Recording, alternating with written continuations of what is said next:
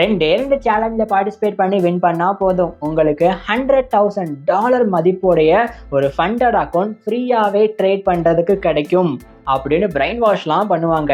ஆனால் just imagine பண்ணி பாருங்களேன், நீங்கள் ஒரே ஒரு ட்ரேட், இதுதான் லாஸ்ட் ஸ்டெப், இதில் நீங்கள் வின் பண்ணிட்டீங்கன்னா உங்களுக்கு ஃப்ரீயாகவே $100,000 மதிப்போட ஒரு ஃபண்டட் ட்ரேடிங் அக்கௌண்ட் கையில் கிடைக்க போகுது. ஆனால் நீங்கள் அந்த கடைசி ஸ்டெப், அந்த ஒரு ட்ரேடிங்கில் சின்ன மிஸ்டேக் பண்ணதுனால உங்கள் அக்கௌண்ட்டே வைப்டு அவுட் ஆகுது.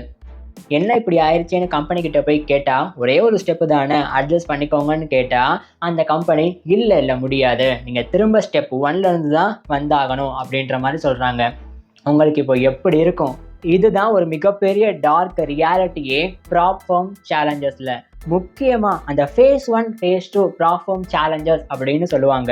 அதில் ஒரு பிகினருக்கு இந்த ட்ரா டவுன் லிமிட்டை மேனேஜ் பண்ணி ட்ரேட் பண்ணுறது ஏன் இம்பாசிபிளாக இருக்குது, ஏன் அவங்களால பாஸே ஆக முடியலை, இதுக்கு பின்னாடி என்னென்ன ஹிடன் ட்ரூத் இருக்குன்னு நான் இந்த வீடியோவில் உங்களுக்காக 1 by 1 சொல்கிறேன். இந்த ப்ராப் ஃபார்ம் உங்களுக்கு என்ன ஆஃபர் பண்ணுவாங்கன்னா, அவங்க கம்பெனியோட ஒரு மிகப்பெரிய அமௌண்ட்டை உங்களுக்கு ட்ரேடிங் அக்கௌண்ட்டில் கொடுத்து நீங்கள் ஃப்ரீயாகவே ட்ரேட் பண்ணிக்கலாம் அப்படின்னுவாங்க.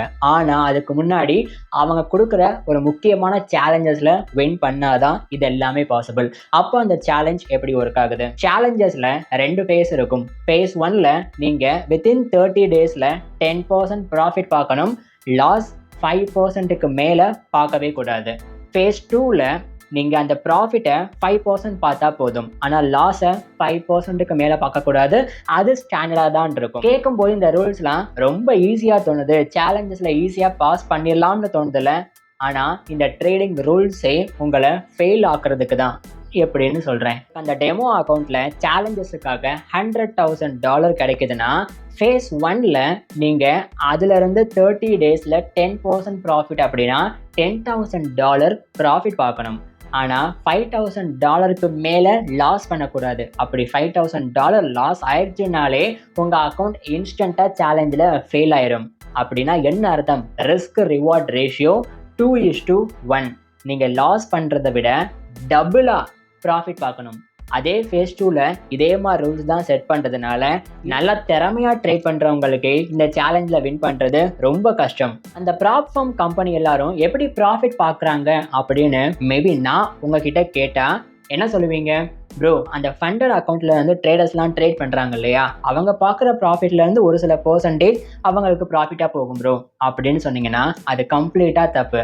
சேலஞ்சஸில் ஃபீயை கலெக்ட் பண்ணுறாங்கல்ல, அதுதான் அவங்களுக்கு ஒரு மிகப்பெரிய ப்ராஃபிட்டே. ஃபார் எக்ஸாம்பிள், ஒருத்தர் $500 ஃபர்ஸ்ட் சேலஞ்சுக்காக பே பண்ணுறாரு. அதே மாதிரி இந்த ஃபண்டட் அக்கௌண்ட் மிகப்பெரிய ட்ரேடிங் அக்கௌண்ட் நமக்கு ஃப்ரீயாகவே கிடைக்கும் சேலஞ்சஸில் பாஸ் பண்ணிட்டா அப்படின்றதுக்காக ரொம்ப ஆசைப்பட்டு ஒரு 10,000 ட்ரேடர்ஸ் வந்து சேலஞ்சில் பார்ட்டிசிபேட் பண்ணுறாங்க. எவ்ரி ட்ரேடர்ஸ் $500 பே பண்ணினா மேபி அதில் பார்ட்டிசிபேட் பண்ண எல்லாருமே லாஸ் ஆயிட்டாங்க அப்படின்னா அவங்களுடைய ரெவன்யூ மட்டும் $5 million. இப்போ வரைக்கும் பல ரெக்கார்டில் என்ன சொல்கிறாங்கன்னா 80 to 90% ஆஃப் த ட்ரேடர்ஸ் இந்த சேலஞ்சஸில் ஃபெயில் ஆயிடுறாங்களாம். அதனால தான் அந்த ப்ராப் ஃபார்ம் கம்பெனி உங்களை சேலஞ்சஸில் எந்த அளவுக்கு ஃபெயில் ஆக்க முடியுமோ அந்த அளவுக்கு அந்த ரூல்ஸை வந்து ரொம்ப ஸ்ட்ரிக்டாக செட் பண்ணி வைக்கிறாங்க. ஆனால் அவங்களுடைய இன்னும் ரியல் பிஸ்னஸ் அந்த ஃபண்டட் ட்ரேடர்ஸ் அக்கௌண்ட்லேயோ அல்லது அந்த ஒன் டைம் பார்ட்டிசிபேட் பண்ணுற சேலஞ்சஸ் ஃபீஸ்லேயோ கிடையாது. அந்த சேலஞ்சில் ஒன்ஸ் பார்ட்டிசிபேட் பண்ணிவிட்டு லாஸ் ஆகிட்டாங்கன்னா திரும்ப நம்ம பார்ட்டிசிபேட் பண்ணால் வின் பண்ணிடுவோம்னு ரீட்ரை பண்ணிக்கிட்டே இருக்காங்கல்ல, அவங்கக்கிட்டேருந்து வர்றதுமே ஒரு மிகப்பெரிய பிஸ்னஸ் தான் அவங்களுக்கு. இதில் நீங்கள் ஃபெயில் ஆகிறதுக்கு அவங்க ரூல்ஸ் மட்டுமே ஒரு காரணம்னு இல்லாமல் சைக்கலாஜிக்கல் ப்ரெஷருமே இருக்குது. பேசிக்காக அவங்க ஒரு சேலஞ்சஸில் ஒரு சில டைம் லிமிட்டை வந்து செட் பண்ணுவாங்க.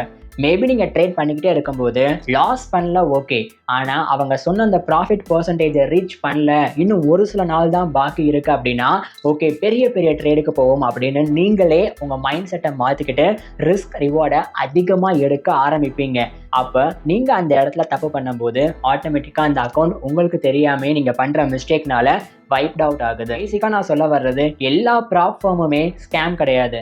ஆனால் அவங்க சேலஞ்சஸில் நீங்கள் வின் பண்ணவே கூடாதுன்ற மாதிரி மேபி செட் பண்ணுற ரூல்ஸ் நீங்கள் வின் பண்ணுறதுக்கு அது எக்ஸ்ட்ரீம்லி டிஃபிகல்ட்டாக இருக்கும்.